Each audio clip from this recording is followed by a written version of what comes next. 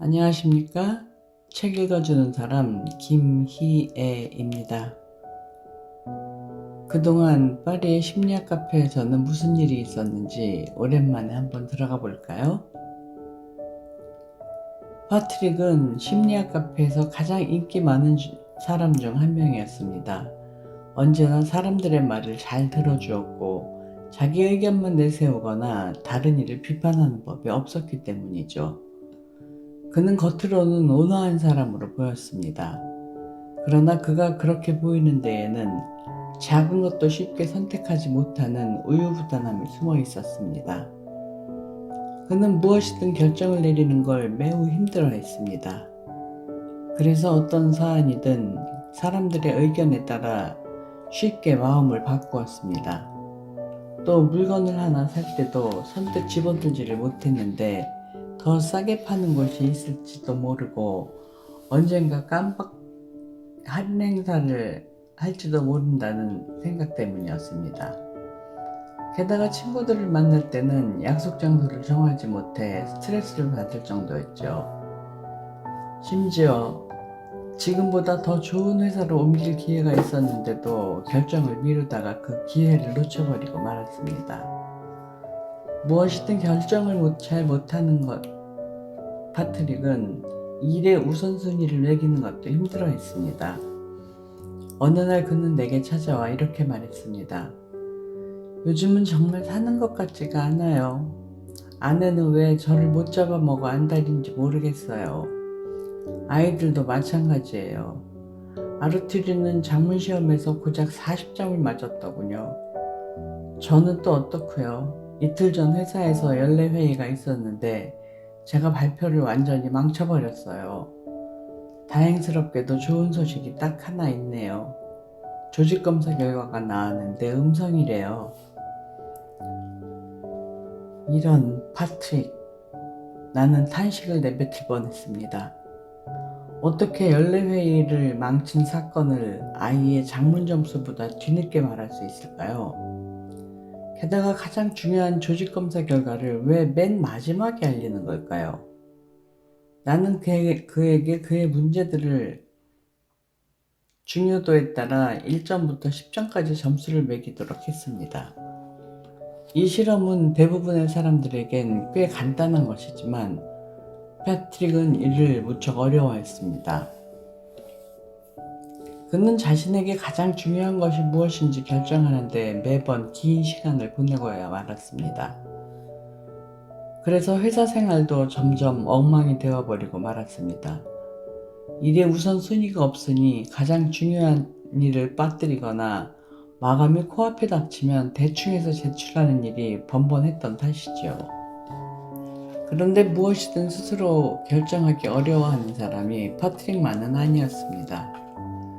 정말 많은 사람들이 내게 이렇게 묻곤 했습니다. 지금 만나는 이 남자와 결혼하는 게 좋을까요? 지금 직장을 그만두고 새로운 직업을 알아보는 게 나을까요? 공부를 마치면 유학을 가면 좋을까요? 제가 잘하는 게 도대체 뭘까요? 마치 내가 점쟁이라도 되는 것처럼 그들의 인생의 중요한 선택을 대신 해달라며 찾아왔습니다. 그런데 많은 이들이 선택을 어려워하는 데에는 몇 가지 이유가 있습니다. 첫째는 현대에 들어서면서 선택의 기회가 많아졌기 때문입니다. 과거에는 어떤 신분의 부모 밑에서 태어나느냐에 따라 배우자, 직업, 사는 곳, 사는 방식이 대부분 정해져 있었습니다. 중요한 결정은 거의 가족과 집단 내에서 이루어졌고요. 그러나 현대사회에는 많은 것들이 개인의 선택에 달려 있습니다. 결혼, 출산 등 당연히 해야 했던 일조차 자유롭게 결정할 수 있게 되었고, 어디서 살지, 어떤 일을 할지와 같은 중요한 문제뿐 아니라 점심에 뭘 먹을지, 누구와 먹을지 등 사소한 것까지 선택의 영역에 들어오고자 말았습니다. 결국 우리는 수많은 선택 앞에서 쩔쩔매는 상황에 처했습니다. 이에 대해 독일의 심리학자 바스카스트는 이렇게 말했죠. 자신의 운명을 스스로 결정하지 못하던 속박인 상황에서 끊임없이 결정해야 하는 속박의 상황으로 바뀌었다. 둘째는 선택지가 일정 범위를 넘어가면 선택이 점점 어려워질 뿐만 아니라 만족도 역시 떨어진다는 점입니다. 남자친구를 찾는 여자를 생각해 봅시다. 과거에는 주변 인물 혹은 지인의 소개로 만나는 몇몇 사람 중에 고르면 되었지만 요즘은 인터넷상에 데이트 가능한 상대가 넘쳐나죠. 그러다 보니 언젠가 더 좋은 사람이 나타날지도 모른다는 생각에 꽤 괜찮은 남자를 만나고도 연애나 결혼을 주저하게 됩니다. 그렇게 선택을 미루다 보면 시간에 쫓겨 더 나쁜 선택을 해야 하는 상황에 처하기도 하고요. 이처럼 과도한 선택권이 주어지면 소수의 선택권이 주어졌을 때보다 더 안 좋은 선택을 하거나 심지어 결정 자체를 포기하는 일도 있는데 미국의 심리학자 베리 슈워츠는 이를 선택의 역설이라고 이름 붙였습니다. 셋째는 수많은 선택의 기회 앞에서 자신이 무엇을 원하는지를 잘 모른다는 점입니다. 뭐든지 선택해야 하는 현대사회가 우리를 피곤하게 만드는 건 사실입니다. 그럼에도 불구하고 자기 기준이 뚜렷한 사람은 선택이 괴롭지만은 않습니다.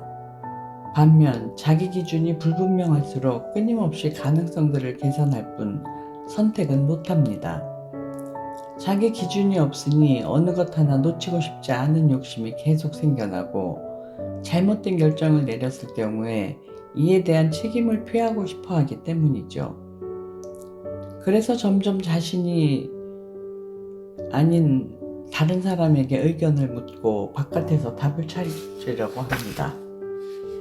한 번쯤 삶에 대해 심각하고도 엄숙한 태도로 시간을 내어 찬찬히 생각해 본다면 틀림없이 당신도 인정하게 될 것입니다. 당신 스스로 이 모든 것을 선택했다는 것을.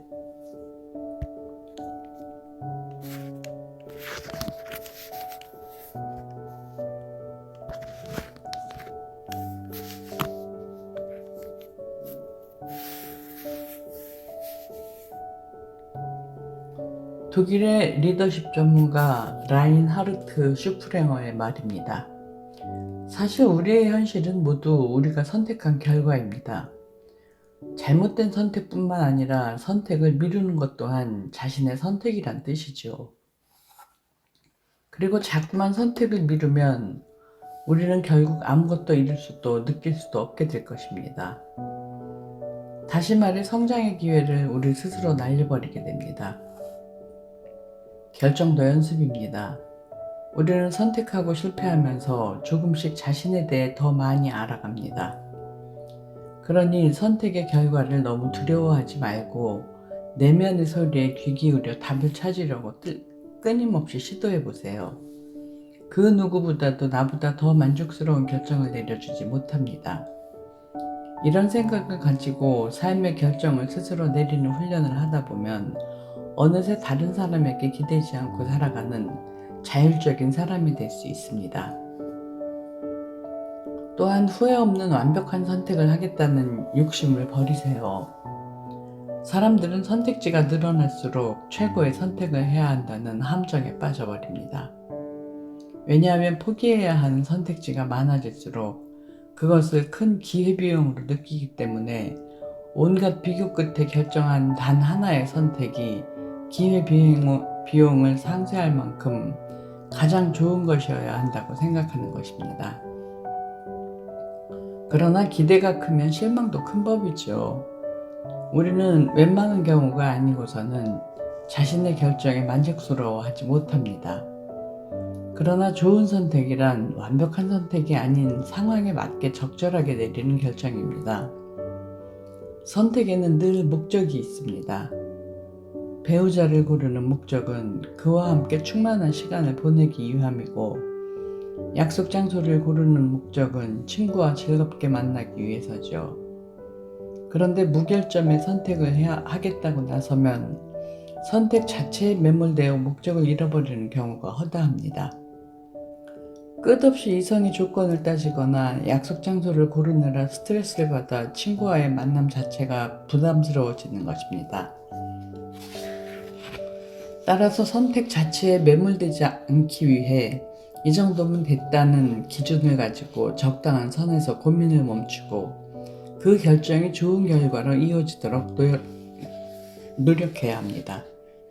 선택은 선택의 순간뿐 아니라 그 선택 후의 과정에 따라 그 만족도가 달라짐을 잊지 마세요. 하버드 대학교의 심리학자 데니얼 길버트는 이렇게 말했습니다. 우리는 오직 희망을 찾아야 할 때만 희망을 발견하려고 한다. 다른 사람들 앞에서 코를 후비는 사람과 같이 다니지 않겠다고 말하지만 그 사람이 증조 할아버지라면 사랑하는 것처럼 말이다. 운명을 피할 수 없을 때, 도망칠 수 없을 때, 그리고 취소할 수 없을 때, 비로소 우리는 우리의 운명에서 긍정적인 면을 발견하고자 한다. 우리는 살아가면서 수많은 선택을 해야만 합니다. 그때마다 다른 것을 택했다면 어땠을까 하는 후회에 휩싸인다면 그것만큼 에너지를 낭비하는 일도 없을 것입니다. 그러니 결정하고 난 다음에는 뒤돌아보지 마세요. 어차피 일어난 일이니까요. 그렇게 내 선택을 긍정적으로 수용할 때에만 우리는 결정에 대한 장점을 훨씬 많이 발견하게 될 것입니다. 심리학 카페에는 상대방의 나쁜 습관을 고치고 싶어 찾아오는 사람들이 많습니다. 카터는 정리정돈을 전혀 하지 않는 남편의 습관을 고치고 싶습니다. 아르망은 사소한 일에도 화를 내는 부인 때문에 고민입니다. 아네트는 담배를 못 끊는 남자친구가 못마땅하고 에릭은 집중력이 약한 아이에게 공부 습관을 들여주고 싶어 합니다. 그들은 본인에게도 좋지 않고 남에게도 피해를 주는 나쁜 습관을 왜 끊지 못하는지 답답해하면서 자기가 이를 고쳐놓아야겠다고 마음먹습니다. 그리고 상대방이 그 행동을 할 때마다 하지 말아야 하는 정당한 이유를 열거하고 그래도 바뀌지 않으면 잔소리를 늘어놓습니다. 결국 습관을 고치기는커녕 관계만 나빠진 채 심리학 카페에 문을 두드리게 되지요. 마리자는 결혼 후 서서히 살이 찌기 시작해 심각한 고도비만에 이르렀습니다. 남편과 부모, 아이들과 친구들까지 모두 그녀의 다이어트를 해야 한다고 설득했고 의사도 살을 빼지 않으면 큰 위험이 닥칠 거라고 경고했지만 그녀의 다이어트는 한 달을 넘겨본 적이 없었습니다. 그러던 어느 날 마리자는 크리스마스 트리 아래 놓인 아들의 소원 쪽지를 읽게 되었습니다. 내가 받고 싶은 가장 멋진 선물은 엄마가 체중을 줄이는 거예요. 왜냐하면 나는 엄마를 사랑하니까요. 마르자는 1월 1일부터 다이어트를 시작했고 6개월 만에 14kg을 감량했습니다. 가족 모두 그녀를 축하해 주었고 그녀가 곧 정상 체중으로 돌아올 거라 예상했습니다. 그러나 1년 후 마르잔의 몸무게는 9kg이 늘었고 2년 후에는 23kg이나 늘어 지금은 다이어트를 시작한 당시보다 더 뚱뚱해졌습니다. 도대체 마리자는 왜 다이어트에 실패한 걸까요? 사람을 움직이는 동기는 그 동기가 어디서 비롯되느냐에 따라 내적 동기와 외적 동기로 나눌 수 있습니다. 내적 동기란 자기가 가지고 있는 흥미, 호기심, 도전의식, 자기 만족감 등에서 비롯되는데 쉽게 말해 자기가 좋아서 하는 일들이 내적 동기에 의한 활동입니다. 이러한 활동은 결과에 상관없이 그 자체로 즐거움과 만족감을 주기 때문에 오래 지속될 가능성이 훨씬 높고 수행자가 자발적으로 시작하기 때문에 어려운 과제에도 두려움 없이 도전합니다. 반면 외적 동기는 과제의 해결에 따른 보상이나 처벌에서 비롯되는데 이를테면 인텐시브를 받기 위해 일을 열심히 하거나 학사 경고를 면하기 위해 공부를 열심히 하는 것 등이 그 예입니다. 위험을 피하고자 하는 욕구에서 비롯되기 때문에 수행자가 비교적 소극적으로 행동할 가능성이 큽니다. 마리자는 아들을 기쁘게 하려고 살을 뺐습니다. 내적 동기보다는 외적 동기가 강했던 것이죠. 먹고 싶은 거 참고 하기 싫은 운동을 하는 다이어트의 고통을 견디는 데는 강한 의지가 필요합니다. 하지만 마르자는 아들이 기뻐하는 모습을 보고 나니 그러한 고통을 계속 감내해야 하는 정당한 이유를 더 이상 찾지 못했습니다. 결국 체중 감량의 필요성을 스스로 느끼지 못했기 때문에 어느 정도 선에서 다이어트를 끝냈던 것입니다. 보상을 바라거나 처벌이 두려울 때 사람들은 행동합니다. 그러나 그 행동을 유지시키려면 더 좋은 보상, 더 강력한 처벌을 제시해야만 합니다. 잔소리로 사람을 바꿀 수 없는 이유가 여기 있습니다. 처음에는 잔소리를 피하기 위해 그 일을 할지 모르지만 그 일을 계속하려면 더 심한 잔소리를 해야 합니다. 하지만 사람은 자극이 심하면 면역이 되기 마련이어서 웬만한 잔소리에는 반응하지 않는 단계에 이릅니다. 겉으로는 네 대답하지만 태도는 조금도 바뀌지 않는 아이들이 대표적인 예입니다. 모래장난을 하는 아이들을 본 적 있나요? 아이들은 멋진 모래성을 쌓고도 미련 없이 부수고 또 다시 성을 쌓기 시작합니다. 누군가의 인정을 받기 위해서 혹은 혼나지 않으려고 성을 만드는 게 아니라 그 자체가 재미있는 놀이이기 때문입니다.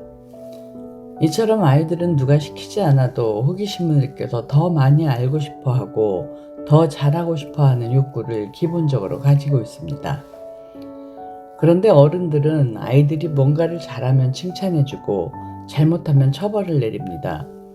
그리고 경쟁을 붙여서 더 잘하게 만들려고 하고 잘하게 되면 장난감이나 게임기를 사주며 더 노력하라고 독촉합니다.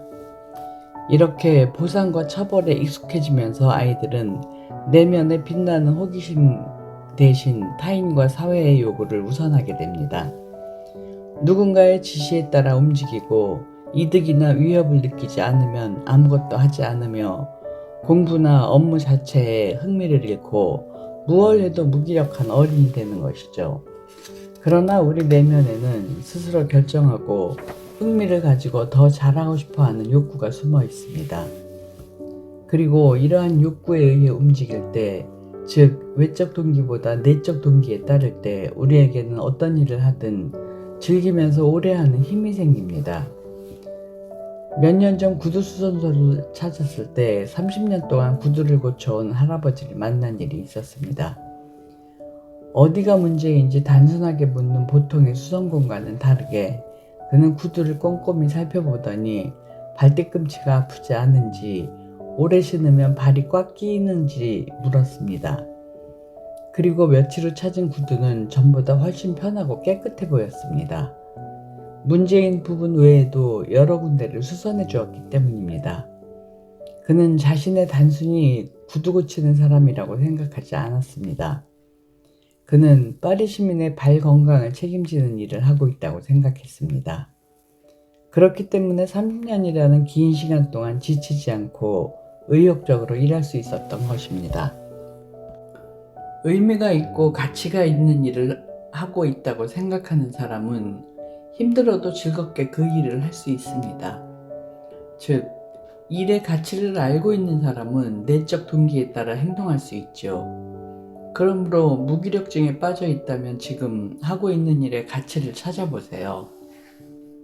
자신의 일에 의미와 가치를 부여할 수 있다면 점점 일을 좋아하는 마음이 생깁니다. 그리고 생각과 감정은 상호작용하기 때문에 의미 있고 가치 있는 일이라고 생각할수록 실제 그 일을 하면서 좋은 감정을 느낄 수 있습니다. 냉정히 말해 우리는 결코 타인을 바꿀 수 없습니다. 협박하거나 어르고 달래서 행동하게 할 수 있지는 몰라도 그를 근본적으로 바꿔놓을 수는 없어요. 그의 나쁜 습관을 고칠 수 있는 사람은 그 자신뿐입니다.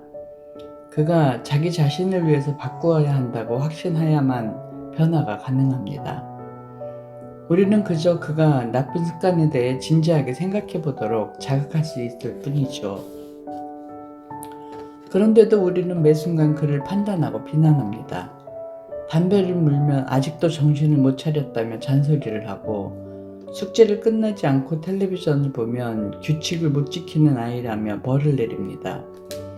이런 판단 이면에는 상대방이 스스로 계획하고 실천할 수 있는 자율성과 자제력이 없는 사람이라는 인식이 숨어 있습니다. 그리고 이런 인식을 가지고 있는 한 우리는 결코 그의 내적 동기를 이끌어낼 수 없습니다.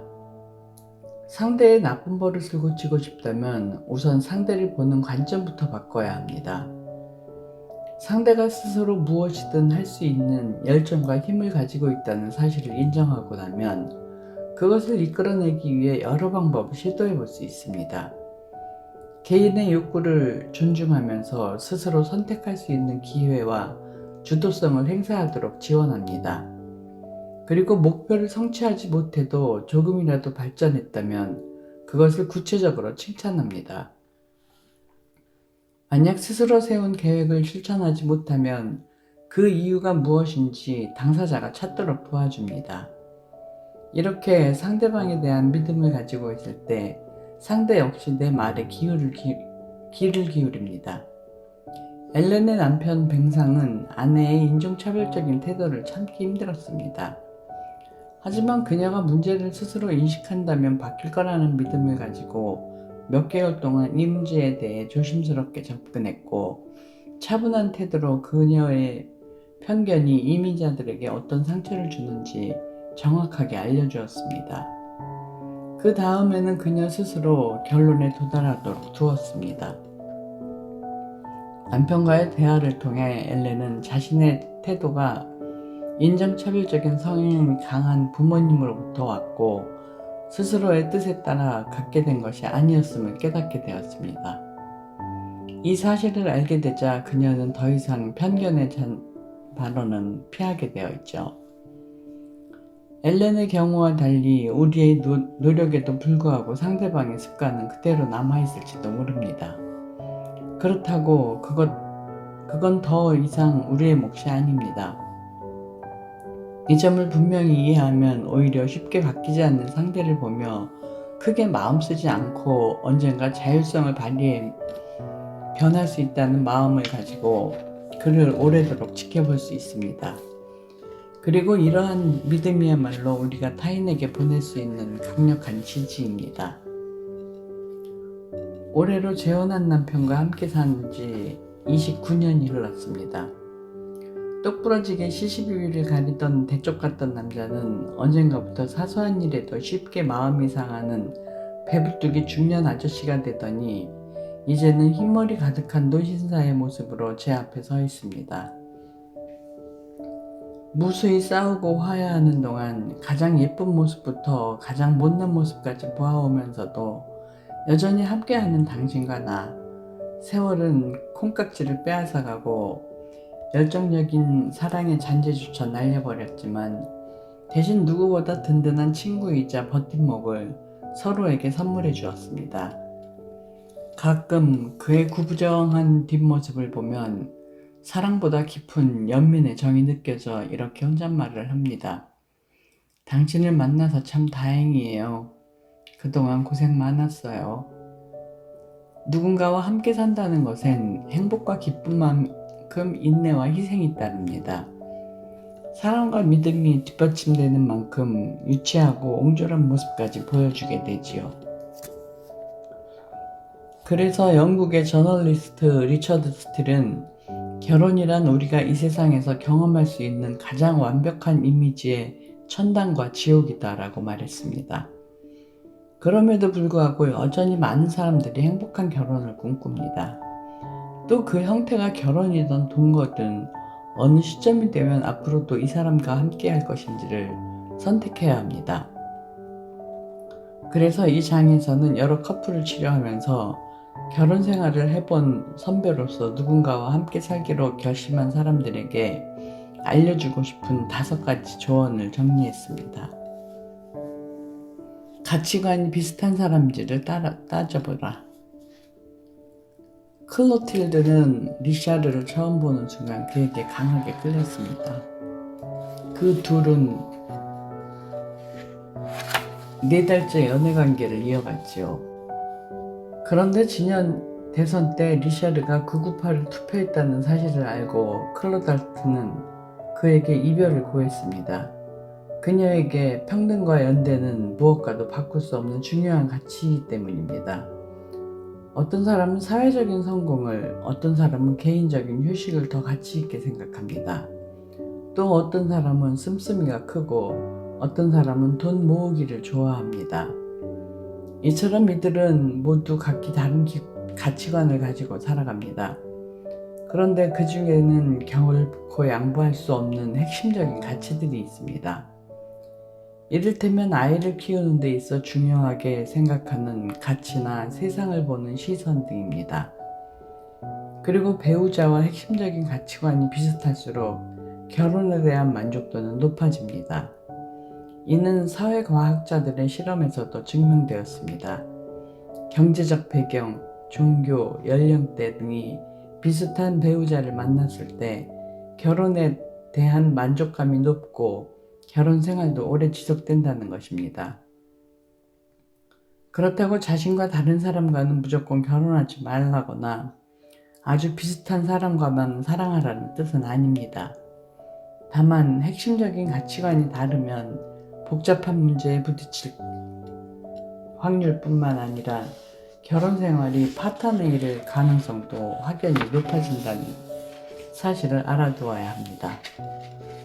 한편 핵심적인 가치관이 어긋날 경우 어떤 사람들은 상대방을 바꿀 수 있을 거라는 희망을 갖기도 합니다.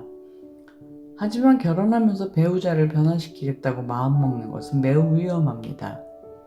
왜냐하면 그를 변화시킬 수 있는 사람은 본인 외에 없기 때문입니다. 그러므로 지금 모습 그대로 상대의 가치관과 자신의 가치관을 냉정히 비교해 봐야 합니다. 사랑하는 사람과 가치관을 공유하려면 먼저 자신에 대해 잘 알아야 합니다. 진짜 중요하게 생각하는 게 무엇인지 제대로 정립이 되어 있지 않으면 이것도 중요하고 저것도 중요해서 포기하지 못하는 가치관의 목록은 점점 길어집니다. 그럴수록 우리는 사랑하는 사람에 대한 관용을 잃어가지요. 핵심적인 가치관은 서너 개만 충분합니다. 그리고 상대방과 갈등을 빚을 때마다 그 가치관을 꺼내어 살펴보세요. 만약 핵심적인 가치관을 건드리지 않는 일이라면 자신에게 이렇게 물어보세요. 이게 우리 관계를 무너뜨릴 만큼 중요한 문제일까?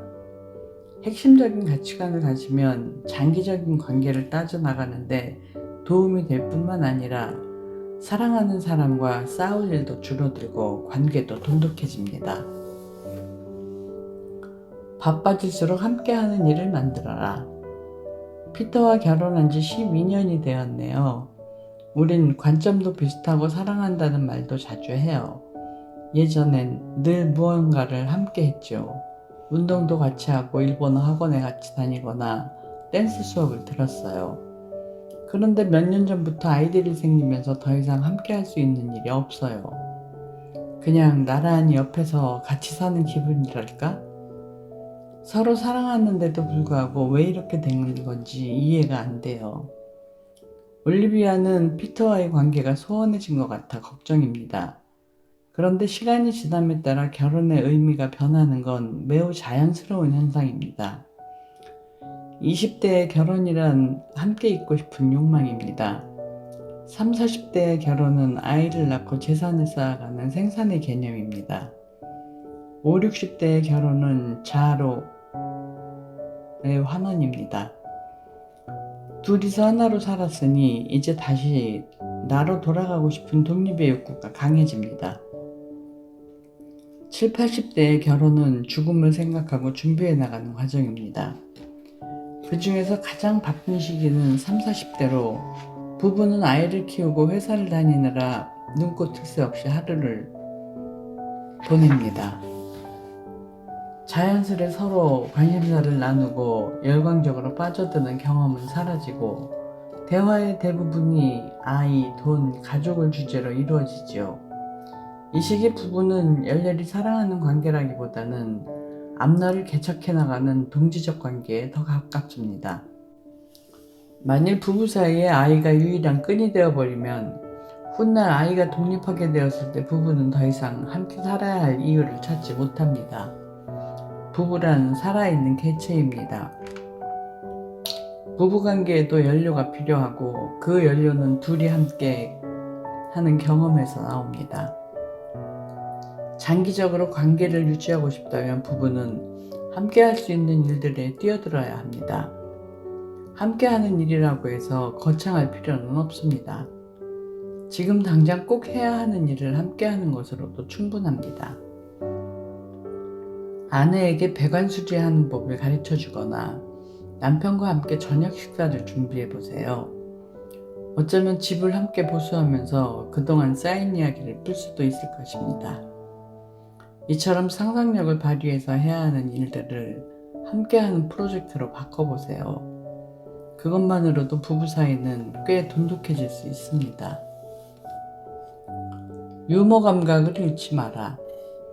사랑하는 사람 앞에 서면 우리는 튼튼했던 자기 보호의 울타리를 거두고 숨겨둔 욕망과 욕심을 꺼내어 놓습니다. 그렇게 서로의 솔직한 모습을 바라보며 더 깊은 사랑에 빠지기도 하지만 기대와 실망, 애정과 미움 등 온갖 감정이 끊임없이 뒤섞이며 서로의 밑바닥까지 경험하기도 합니다. 정말 아무것도 아닌 일로 목숨 걸고 싸우고 다른 사람에게는 절대 하지 않을 치명적인 말도 서슴없이 내뱉게 되죠. 그렇게 한바탕 싸우고 상처를 입지만 또 미안하다는 한마디로 마음을 풀고 다시 괜찮아지는 것이 부부 사이입니다. 일상적으로 일어나는 다툼을 현명하게 건너기 위해 필요한 것이 유머 감각입니다. 유머는 우리의 공격성을 느슨하게 하고 딱딱한 상황을 부드럽게 만들어주어 큰 감정 싸움으로 번지는 것을 막습니다. 감정적으로도 날카로워져 있을 때 적당한 재치로 위기를 부드럽게 넘기고 자신과 다른 사람의 실수를 따뜻하게 감싸 안으면서 서로 긴장을 풀고 경계를 늦추게 만드는 것이죠. 어느 책에서 읽은 할머니의 말이 생각납니다. 먼저 남편을 보낸 그녀는 남편의 유머 감각 덕분에 지난 세월이 꽤 행복했다고 합니다. 그이가 떠나기 2주 전 밤에 이야기를 나눴어요. 남편이 무슨 말을 해서 내가 웃음을 터뜨렸더니 그이가 나를 지그시 보면서 만족스러운 표정을 짓더군요. 그러곤 이렇게 말했어요. 이렇게 오랜 세월이 흘러도 난 당신을 여전히 웃게 만들 수 있다고. 그이는 늘 나를 웃게 하는 사람이었죠. 이처럼 유머는 죽음이라는 극한의 상황조차도 견딜만한 것으로 만듭니다. 이러한 유머는 인생에는 이해할 수 없는 일들, 비합리적인 일들, 우스꽝스럽고 말도 안 되는 일들도 일어날 수 있음을 받아들이는 포용력에서 나옵니다. 도처에 아이러니가 널려 있는 곳이 세상입니다. 그럼에도 불구하고 인생의 아이러니와 인간의 불완전성을 바라보며 웃을 수 있을 때 우리는 고통스러운 상황도 충분히 견뎌낼 수 있다는 희망을 품게 됩니다. 그래서 긴 세월 여러 위험을 함께 견뎌야 하는 부부에게 유머 감각은 필수이죠. 사랑하는 사람을 다 안다고 착각하지 마라. 오랜 기간 함께한 연인이나 부부는 어느덧 그 사람에 대해 모든 걸 다 알고 있다고 판단하는 단계에 이릅니다. 그가 어떤 하루를 보냈는지, 누구를 만났는지, 내가 하는 말이 어떻게 반응할지 뻔히 보인다는 것입니다. 더 이상 알 게 없다고 생각하고 심지어 식상하고 지루하다는 느낌을 가집니다. 가끔 예상치 못한 행동과 태도를 보여도 대수롭지 않게 여기고 크게 관심을 두지 않습니다. 그러나 아무리 오래 살아도 결코 다 알 수 없는 게 사람의 속마음입니다. 상대와 나는 전혀 다른 삶을 살아온 사람입니다.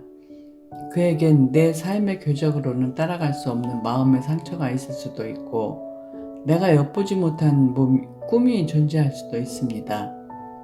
또한 사람들은 나이가 들어감에 따라 새로운 발달 과제를 만나게 되면서 과거와는 다른 모습으로 성장해 나갑니다. 그래서 사랑은 끊임없이 사랑하는 사람을 재발견해가는 과정입니다. 새로운 발견이 때론 실망을 가져다 주기도 하지만 그런 발견이 있기 때문에 우리는 늘 사랑을 풍부하게 만들어 나갈 수 있습니다. 알버트 슐바이처 박사는 일반적으로 인간과 인간의 관계 가운데는 우리들이 알고 있는 것보다 훨씬 더 많은 신비가 숨겨져 있는 것이 아닐까. 비록 매일 함께 생활하고 있는 상태라 할지라도 진실로 그 사람을 알고 있다고는 그 누구도 주장할 수가 없다 라고 말했습니다. 상대를 다 안다고 착각하는 순간 우리는 사랑에 숨겨진 신비를 발견할 기회를 잃게 됩니다. 그러니 아마존 정글을 탐험하는 모험가처럼 그의 마음을 구석구석 여행해 보세요. 미지의 영역이 남겨진 신비한 존재로 서로를 바라볼 때 우리는 사랑을 더욱 다채롭게 색칠할 수 있게 됩니다. 정말 끝내고 싶을 때 그것이 전환점은 아닌지 생각해보자. 어느 부부든 살다 보면 이제 정말 끝이야 하는 순간이 옵니다. 만약 정신적, 육체적으로 학대를 당하거나 한 사람이 계속 바람을 피우거나 극도의 갈등이 해결될 기미가 도저히 보이지 않는다면 그 사람을 놓아주는 결단이 필요합니다. 그러나 사랑이 식거나 더는 존중받는 기분이 들지 않는다거나 우발적인 다툼 때문에 헤어짐을 고민한다면 이것이 끝이 아닌 전환점은 아닐까 하고 생각해 봐야 합니다. 마리는 실직 후 술만 마시는 남편과의 이혼을 고민하며 나를 찾아왔습니다. 이 문제를 해결하기 위해선 남편의 노력이 가장 중요한데 남편은 상담조차 거부하던 상태였지요. 나는 마린에게 술 문제를 해결하지 않는 한 더 이상 함께할 수 없음을 명확하게 밝히는 게 좋겠다고 했습니다. 마린은 남편에게 말했습니다. 이 말은 꼭 해야겠어. 당신은 술을 끊지 않으면 내가 집을 나갈 거야. 집을 나가 어디로 갈지 무엇을 할지 막막하지만 어떻게든 살아갈 수 있을 테니까. 남편은 이튿날부터 술을 끊었고 그 모습을 본 마리는 결혼을 유지하기로 결심했습니다. 이 사건이 전환점이 되어 그들은 10년 만에 만족스러운 결혼 생활을 유지하고 있습니다. 어떤 커플도 위기의 순간을 맞이합니다. 그러나 밝을 때가 있으면 어두울 때가 있듯이 좋을 때가 있으면 나쁠 때가 있습니다. 그리고 어두운 골짜기를 포기하지 않고 지나가야 할 때도 있는 법입니다. 만일 이 시기를 부부가 손잡고 헤쳐나간다면 훗날 헤아릴 수 없이 큰 정서적 만족감을 보게 됩니다. 나를 갉아먹는 술원과도 같은 결혼 생활을 끝내는 것이 용기 있는 선택이라면 결코 쉽지 않은 결혼을 포기하지 않는 것도 용기 있는 선택입니다. 그러니 정말 끝내고 싶을 때 이것이 전환점은 아닌지 곰곰이 살펴보시기 바랍니다. 심리학자 로버트 존슨은 두 사람이 서로 사랑한다면 한동안은 구름 위를 걷게 되고 말 그대로 영원할 것 같은 행복에 잠기게 된다. 그러나 어느 날 이들이 땅으로 되돌아왔을 때는 현실적으로 서로를 바라봐야 한다. 이때부터 비로소 성숙한 사랑의 가능성이 열린다. 라고 말했습니다. 성숙한 사랑은 완결된 목표도 현재의 상태도 아닙니다. 시들지 않도록 끊임없이 관심을 기울이고 가까워야 할 대상이지 과정입니다. 그렇게 온몸으로 사랑을 껴안을 때 우리는 오래 상처를 치유하고 진정으로 자유롭게 됩니다. 이것이 우리가 후회 없이 사랑하고 사랑받아야 할 진짜 이유입니다. 대부분의 내담자들은 상담 과정에서 자주 문제 상황으로 되돌아가고자 하는 강한 욕구를 드러냅니다. 변화를 위한 작업이 결코 수월하지 않기 때문입니다. 사소한 습관을 바꾸는 데에도 굳은 의지가 필요한데 하물며 오래된 마음의 습관을 바꾸는 데는 얼마나 노력이 필요하겠습니까? 그래서 사람들은 때때로 변화가 더 좋은 결과를 가져온다는 걸 알면서도 익숙한 고통 속에서 살아가는 편을 택합니다. 마치 신발이 작아져서 발뒤꿈치에 상처가 나는데도 새 신발을 사지 않고 옛날 신발을 계속 신고 다니는 것과 비슷하죠. 변화 앞에 버티는 사람들은 오히려 제게 묻습니다. 노력하면 변할 수 있다고 생각하시나 본데 그걸 어떻게 알 수 있죠? 그러다 잘못되면요? 지금이 더 나을지도 모르잖아요. 우리는 알 수 없는 대상 앞에서 두려움을 느낍니다. 미래가 마냥 장밋빛으로 보이지 않는 것도 이 때문이죠. 하지만 두렵다는 이유로 시도조차 하지 않는 데에는 내 힘으로는 아무것도 바꿀 수 없다는 무기력이 숨어 있습니다.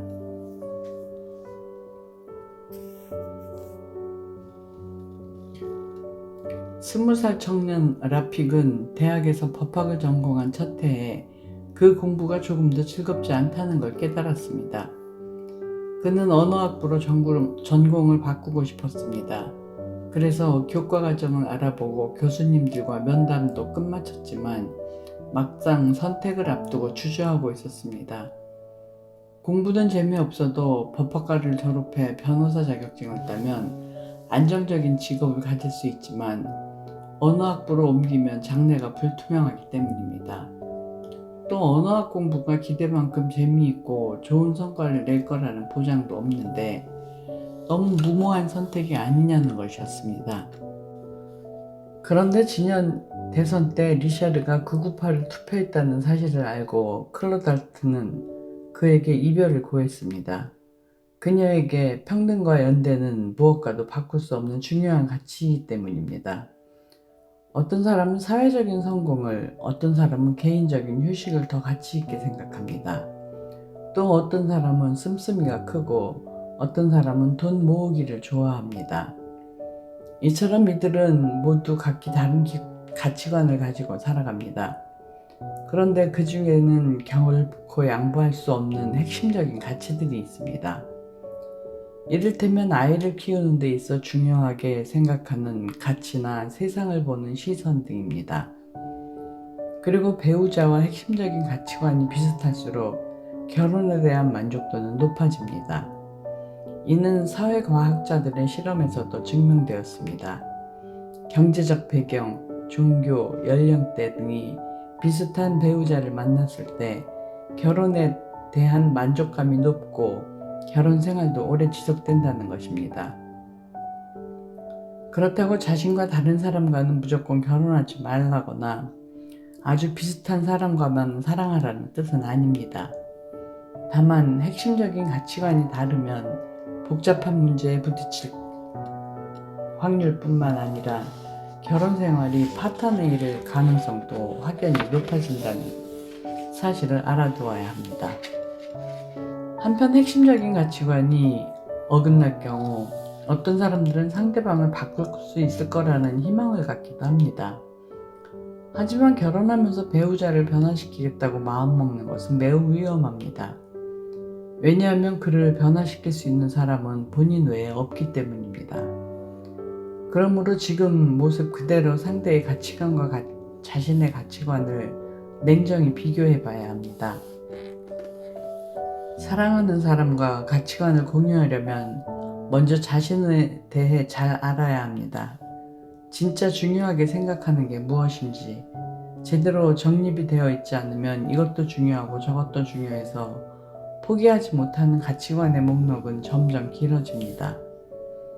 그럴수록 우리는 사랑하는 사람에 대한 관용을 잃어가지요. 핵심적인 가치관은 서너 개만 충분합니다. 그리고 상대방과 갈등을 빚을 때마다 그 가치관을 꺼내어 살펴보세요. 만약 핵심적인 가치관을 건드리지 않는 일이라면 자신에게 이렇게 물어보세요. 이게 우리 관계를 무너뜨릴 만큼 중요한 문제일까? 핵심적인 가치관을 가지면 장기적인 관계를 따져나가는데 도움이 될 뿐만 아니라 사랑하는 사람과 싸울 일도 줄어들고 관계도 돈독해집니다. 바빠질수록 함께하는 일을 만들어라. 피터와 결혼한 지 12년이 되었네요. 우린 관점도 비슷하고 사랑한다는 말도 자주 해요. 예전엔 늘 무언가를 함께 했죠. 운동도 같이 하고 일본어 학원에 같이 다니거나 댄스 수업을 들었어요. 그런데 몇 년 전부터 아이들이 생기면서 더 이상 함께 할 수 있는 일이 없어요. 그냥 나란히 옆에서 같이 사는 기분이랄까? 서로 사랑하는데도 불구하고 왜 이렇게 되는 건지 이해가 안 돼요. 올리비아는 피터와의 관계가 소원해진 것 같아 걱정입니다. 그런데 시간이 지남에 따라 결혼의 의미가 변하는 건 매우 자연스러운 현상입니다. 20대의 결혼이란 함께 있고 싶은 욕망입니다. 30, 40대의 결혼은 아이를 낳고 재산을 쌓아가는 생산의 개념입니다. 5, 60대의 결혼은 자아로의 환원입니다. 둘이서 하나로 살았으니 이제 다시 나로 돌아가고 싶은 독립의 욕구가 강해집니다. 7, 80대의 결혼은 죽음을 생각하고 준비해 나가는 과정입니다. 그 중에서 가장 바쁜 시기는 3, 40대로 부부는 아이를 키우고 회사를 다니느라 눈꽃 뜰새 없이 하루를 보냅니다. 자연스레 서로 관심사를 나누고 열광적으로 빠져드는 경험은 사라지고 대화의 대부분이 아이, 돈, 가족을 주제로 이루어지지요. 이 시기 부부는 열렬히 사랑하는 관계라기보다는 앞날을 개척해 나가는 동지적 관계에 더 가깝습니다. 만일 부부 사이에 아이가 유일한 끈이 되어버리면 훗날 아이가 독립하게 되었을 때 부부는 더 이상 함께 살아야 할 이유를 찾지 못합니다. 부부란 살아있는 개체입니다. 부부관계에도 연료가 필요하고 그 연료는 둘이 함께 하는 경험에서 나옵니다. 장기적으로 관계를 유지하고 싶다면 부부는 함께 할 수 있는 일들에 뛰어들어야 합니다. 함께 하는 일이라고 해서 거창할 필요는 없습니다. 지금 당장 꼭 해야 하는 일을 함께 하는 것으로도 충분합니다. 아내에게 배관수리하는 법을 가르쳐 주거나 남편과 함께 저녁 식사를 준비해 보세요. 어쩌면 집을 함께 보수하면서 그동안 쌓인 이야기를 풀 수도 있을 것입니다. 이처럼 상상력을 발휘해서 해야 하는 일들을 함께하는 프로젝트로 바꿔보세요. 그것만으로도 부부 사이는 꽤 돈독해질 수 있습니다. 유머 감각을 잃지 마라. 사랑하는 사람 앞에 서면 우리는 튼튼했던 자기 보호의 울타리를 거두고 숨겨둔 욕망과 욕심을 꺼내어 놓습니다. 그렇게 서로의 솔직한 모습을 바라보며 더 깊은 사랑에 빠지기도 하지만 기대와 실망, 애정과 미움 등 온갖 감정이 끊임없이 뒤섞이며 서로의 밑바닥까지 경험하기도 합니다. 정말 아무것도 아닌 일로 목숨 걸고 싸우고 다른 사람에게는 절대 하지 않을 치명적인 말도 서슴없이 내뱉게 되죠. 그렇게 한바탕 싸우고 상처를 입지만 또 미안하다는 한마디로 마음을 풀고 다시 괜찮아지는 것이 부부 사이입니다. 일상적으로 일어나는 다툼을 현명하게 건너기 위해 필요한 것이 유머 감각입니다. 유머는 우리의 공격성을 느슨하게 하고 딱딱한 상황을 부드럽게 만들어주어 큰 감정 싸움으로 번지는 것을 막습니다. 감정적으로도 날카로워져 있을 때 적당한 재치로 위기를 부드럽게 넘기고 자신과 다른 사람의 실수를 따뜻하게 감싸 안으면서 서로 긴장을 풀고 경계를 늦추게 만드는 것이죠. 어느 책에서 읽은 할머니의 말이 생각납니다. 먼저 남편을 보낸 그녀는 남편의 유머 감각 덕분에 지난 세월이 꽤 행복했다고 합니다. 그이가 떠나기 2주 전 밤에 이야기를 나눴어요. 남편이 무슨 말을 해서 내가 웃음을 터뜨렸더니 그이가 나를 지그시 보면서 만족스러운 표정을 짓더군요. 그러곤 이렇게 말했어요.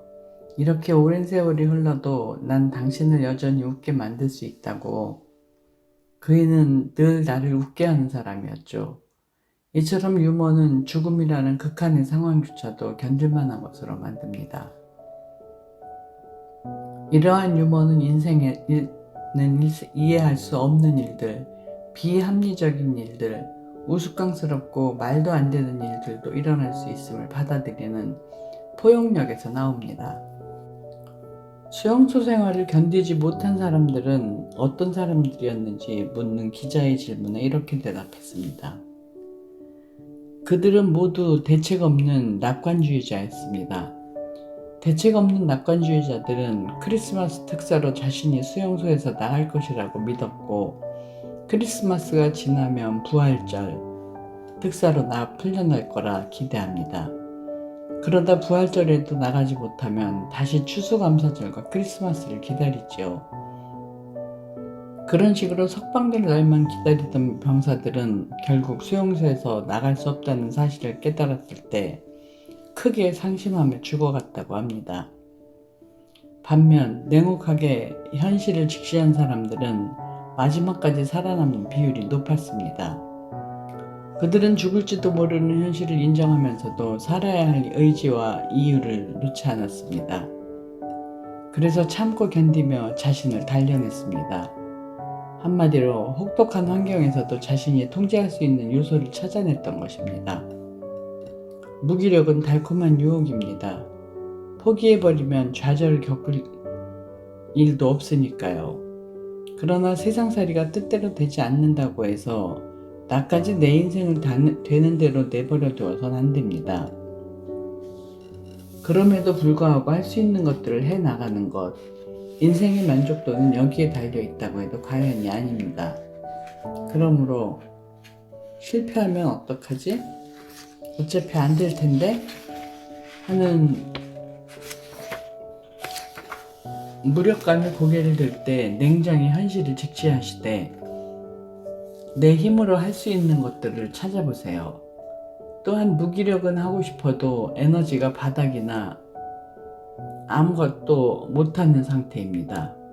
그런데 무기력에서 쉽게 벗어날 수 있다고 섣불리 낙관할수록 부수적인 일에 에너지를 탕진하고 결국 더 무기력한 상태에 빠지게 됩니다. 차라리 이 무기력이 오래 될지도 모른다는 사실을 인정하고 자신에게 시간을 주세요. 무작정 바쁘게 살지 말고 진짜 하고 싶은 게 무엇인지, 어떻게 살고 싶은지 진지하게 물어보는 것입니다. 이때 조급함은 금물이며 필요한 것은 인내입니다. 무기력에 머물고자 하는 사람은 아무도 없습니다. 살아있는 한 내 멋대로 살고 싶은 것이 우리의 본성입니다. 비록 지금은 뭘 해도 안 될 것 같고 아무것도 하고 싶지 않을지라도 언젠간 무기력을 끝내고 다시 앞으로 걸어갈 것입니다.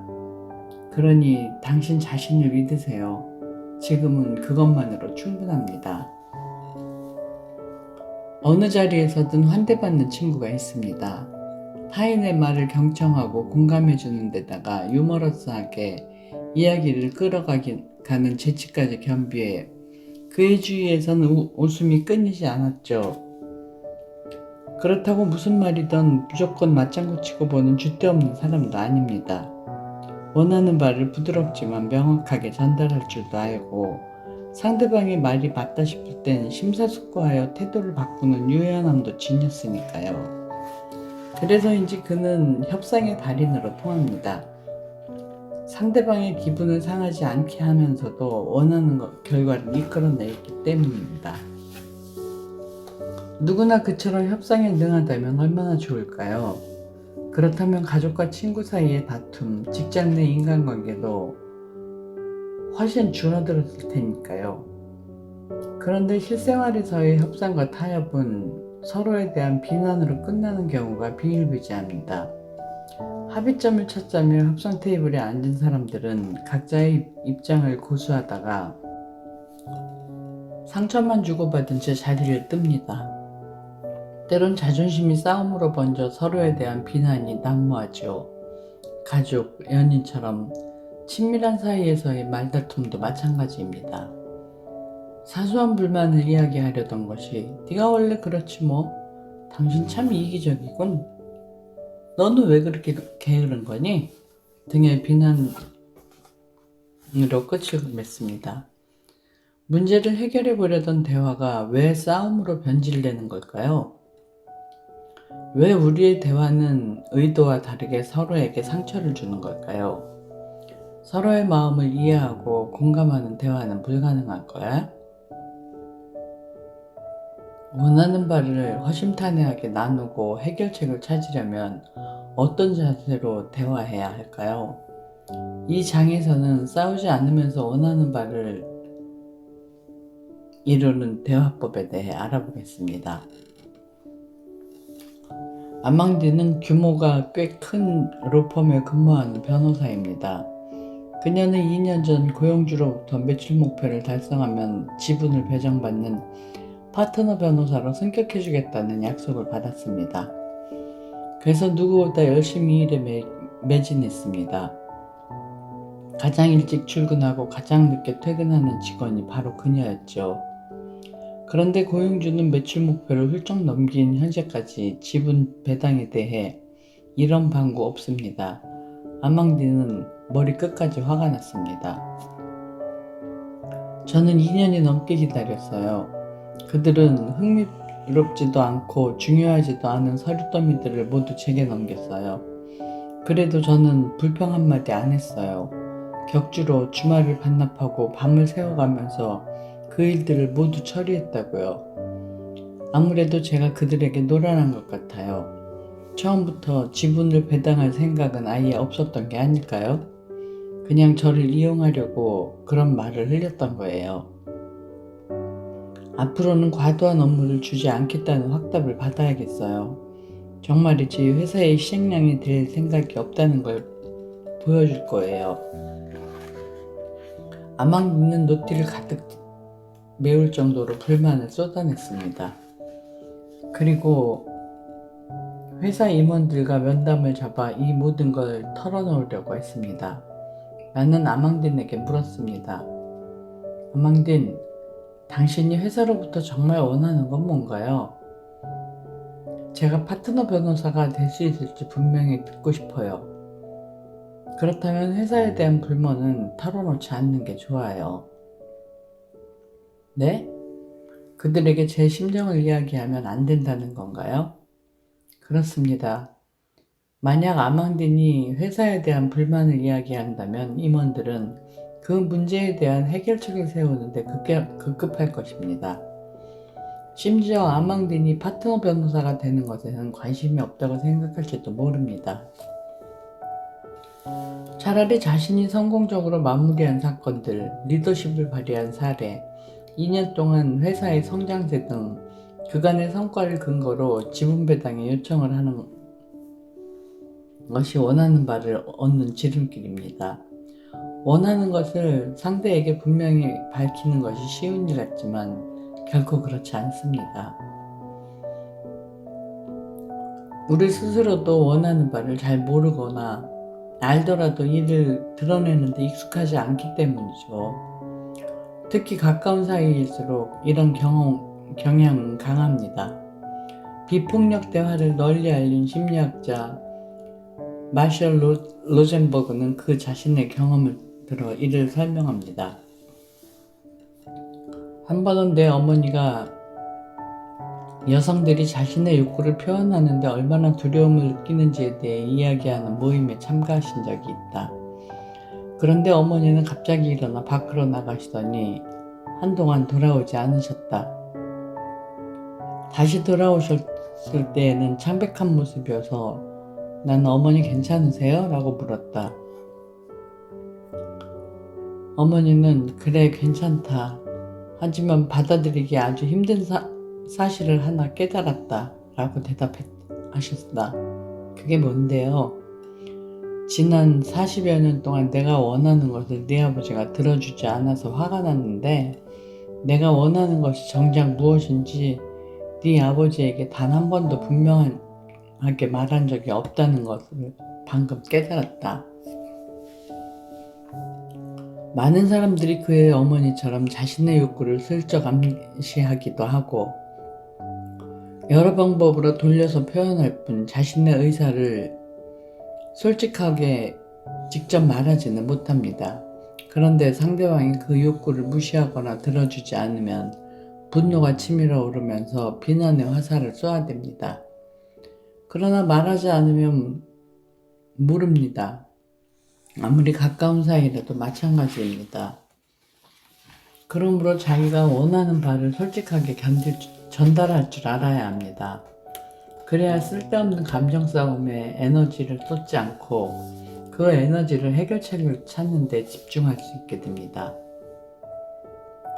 파스칼은 남편의 불안한 생활 태도에 불만이 많습니다. 그런데 더 큰 불만은 잘못을 지적해도 조금도 고쳐지지 않는다는 점입니다. 파스칼은 매일같이 남편에게 말합니다. 내가 대단한 일을 해달라고 하는 게 아니잖아요. 당신은 머리도 제때 안 감고 옷도 아무렇게나 입어요. 물건도 아무데나 굴러다니게 두고요. 당신은 내가 하냐라고 생각하는 모양인데 난 정말 지쳤다고요. 그때마다 남편은 파스칼에게 당신은 결코 만족하는 법이 없군. 차라리 다른 남자를 알아보지 그래 하면서 진절머리를 칩니다. 문제 해결은 고사하고 서로에게 상처만 안긴 채 대화는 끝이 나죠. 그런데 위생관념에 옳고 그름의 잣대를 들이댈 수 있을까요? 사실 파스칼처럼 정리정돈이 잘된 깨끗한 상태를 편안해하는 사람도 있고 그의 남편처럼 어수선해도 괜찮아하는 사람이 있습니다.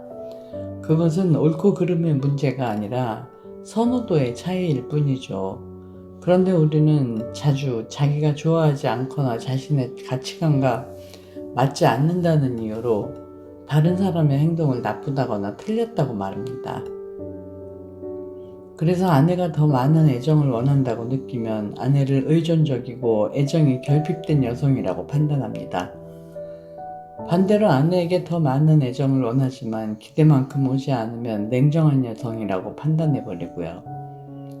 직장 동료가 사소한 것에 신경을 쓴다면 강박관념이 있는 까다로운 사람으로 여기고 내가 더 세밀하게 신경 쓸 경우에는 동료를 일처리가 꼼꼼하지 못하고 산만한 사람 취급합니다. 이처럼 옳고 그름, 정상과 비정상 같은 잣대를 들이댈 때 우리는 나와 다른 사람들이 무엇을 원하는가에 관심을 두는 대신 무엇을 잘못했는가에 초점을 맞춥니다. 그 결과 대화는 누가 옳은가를 둘러싼 투쟁이 되어버립니다. 이 싸움터에서는 누군가 반드시 피를 흘리게 되어 있습니다. 하지만 우리가 승자가 되기 위해서 대화하는 건 아닐 것입니다. 내가 당신의 마음을 이해하고 당신이 내 마음을 이해해 주는 것, 그래서 서로 배려하고 더 행복해지려고 하는 것, 이것이야말로 대화의 진정한 동기입니다. 또 옳고 그름의 잣대를 내려놓고 서로의 욕구를 있는 그대로 표현하는 것이 문제를 더 빨리 해결하는 효율적인 방법이기도 합니다. 그러므로 상대에 대한 비난의 화살을 내려놓고 무엇을 원하는지 솔직하게 이야기해 보세요. 이런 대화법을 나의 욕구를 중심에 둔다고 하여 I 메시지라고 합니다. I 메시지를 활용하면 파스칼은 남편한테 이렇게 말할 것입니다. 하고 싶은 이야기가 있어요. 난 당신이 옷을 갖춰 입지 않으면 화가 나요. 나는 깔끔한 걸 좋아하잖아요. 그래서 당신의 옷차림을 볼 때마다 나한테 신경을 쓰지 않는 것 같아서 속이 상해요. 당신 생각은 어때요? 아무리 온순한 성격의 사람이라도 너를 연발하는 비난의 말을 듣게 되면 방어 본능이 가동되기 마련입니다. 하지만 나는으로 시작되는 말에는 귀를 기울입니다. 그리고 문제 상황을 파악해서 자신이 할 수 있는 일이 무엇인지를 고민해 봅니다. 대화도 습관입니다. 자꾸만 상처를 주는 말을 반복하다 보면 대화 패턴이 굳어집니다. 그래서 사소한 자극에도 발끈 대꾸하고 말지요. 그렇지만 우리는 상대가 내 마음을 알아줄 때, 또 내가 상대방의 마음을 이해할 때 무엇과도 비교할 수 없는 충만함을 느낍니다. 대화가 주는 기쁨이란 바로 이런 것이죠. 그러니 더 이상 말로 상처 주지 마세요. 자신에게 솔직해지고 상대에게 당신의 입장을 허심탄회하게 말해보세요. 그것이야말로 원하는 것을 얻으면서 좋은 관계를 유지하는 것일 겁니다. 오늘은 파리의 심리학 마지막 부분이었습니다. 지금 이 순간 숨가쁘게 어디론가 향하고 있다면 잠시 멈추어 서서 자문해보라. 나는 도대체 무엇을 원하는 것일까? 내가 가고자 하는 곳은 어디인가? 내가 진정으로 그리워하는 것은 무엇인가? 하루를 살아도 행복하게. 책 읽어주는 사람 김희애였습니다. 감사합니다.